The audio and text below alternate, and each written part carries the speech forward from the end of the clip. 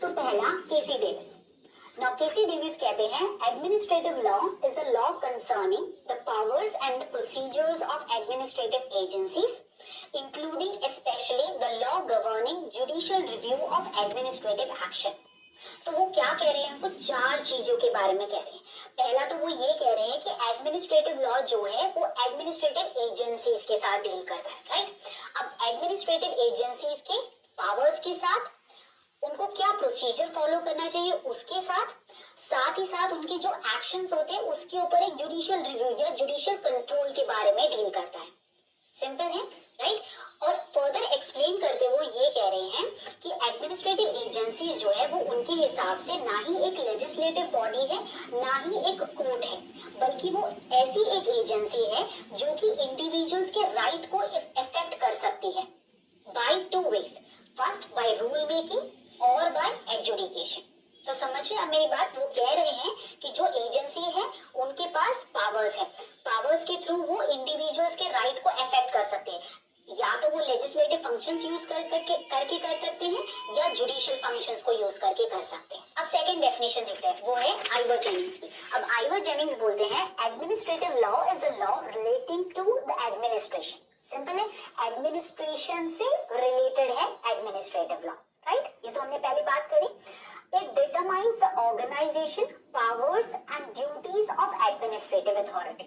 तो उसके साथ वो क्या कह रहे हैं कि administrative authorities की organization, powers and duties के बारे में बात करते हैं administrative law। सिंपल है, बट इनके डेफिनेशन को क्रिटिसाइज भी कर दिया गया। ये बोला कि इस डेफिनेशन के अंदर ना कहीं पर भी ये बात नहीं हुई कि क्या लीगल रेमेडी अवेलेबल है इंडिविजुअल्स को जब एडमिनिस्ट्रेटिव अथॉरिटीज अपने एक्शंस को एक्सरसाइज करके इंडिविजुअल्स के राइट्स को वायलेट कर दे, तो क्या रेमेडी मिलती है उसके बारे में तो इन्होंने कुछ बोला ही नहीं अपने डेफिनेशन में।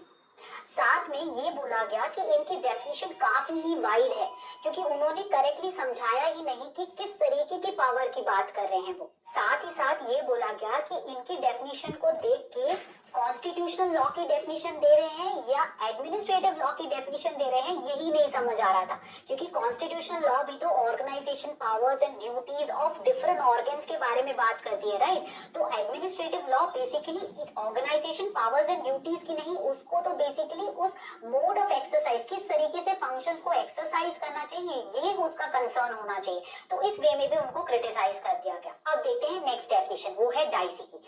एवी डाइसी कहते हैं administrative law as denoting that portion of a nation's legal system which determines, मतलब वो ये कह रहे हैं एडमिनिस्ट्रेटिव लॉ तो एक ऐसा पोर्शन ऑफ लीगल सिस्टम का है जो कि डील करते हैं स्टेट ऑफिशियल्स के लीगल स्टेटस के बारे में, उनके लाइबिलिटीज के बारे में। अब जब इंडिविजुअल्स, प्राइवेट इंडिविजुअल्स उनके कांटेक्ट में आते हैं, राइट, तब उनके क्या राइट्स एंड लाइबिलिटीज होते हैं, साथ ही साथ क्या प्रोसीजर है जिसके थ्रू उनके राइट्स एंड लाइबिलिटीज को एनफोर्स किया जाता है।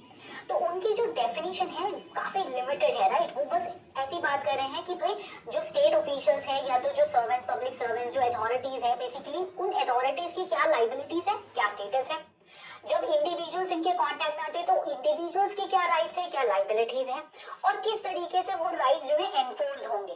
तो बेसिकली वो अपनी डेफिनेशन में बहुत सारी चीजें जो है वो इग्नोर कर रहे हैं। जैसे उन्होंने अदर अथॉरिटीज के बारे में बात नहीं करा, जैसे पब्लिक कॉर्पोरेशन, उसके बारे में तो वो कुछ मेंशन नहीं कर रहे हैं। साथ में उन्होंने ये भी बताया कि क्या प्रोसीजर है जो एडमिनिस्ट्रेटिव अथॉरिटीज को अप्लाई करना चाहिए जब अपना फंक्शंस एक्सरसाइज करते हैं, उसके बारे में भी कुछ बताया नहीं गया।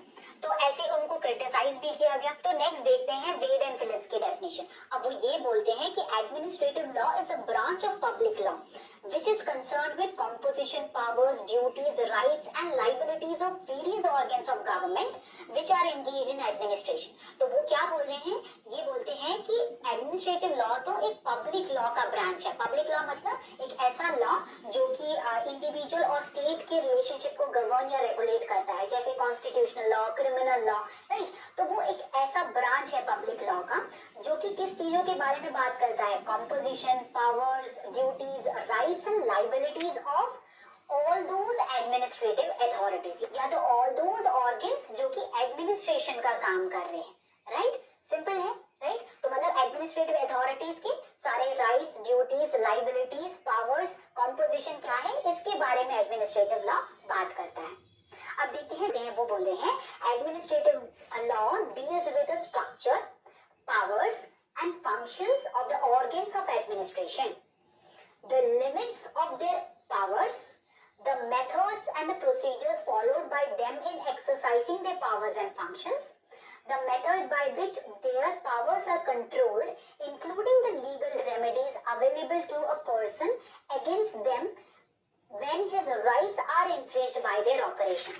तो यहाँ पर भी चार बातें बोल रहे हैं। वो क्या क्या बोलते हैं कि एडमिनिस्ट्रेटिव लॉ किसके साथ डील करता है, structure, powers and functions of organs of administration. तो एडमिनिस्ट्रेटिव अथॉरिटी जो है उनके क्या स्ट्रक्चर है, उनके क्या पावर है, उनके क्या फंक्शंस है, इसके बारे में डील करता है फर्स्ट। सेकंड कि वो जब अपने पावर्स जो भी पावर्स के बारे में बात करें तो उसके ऊपर क्या लिमिटेशन है, क्या कंट्रोल है, वो लिमिटेशन के बारे में बात करता है। थर्ड वो बोलते हैं जब भी वो अपने पावर्स को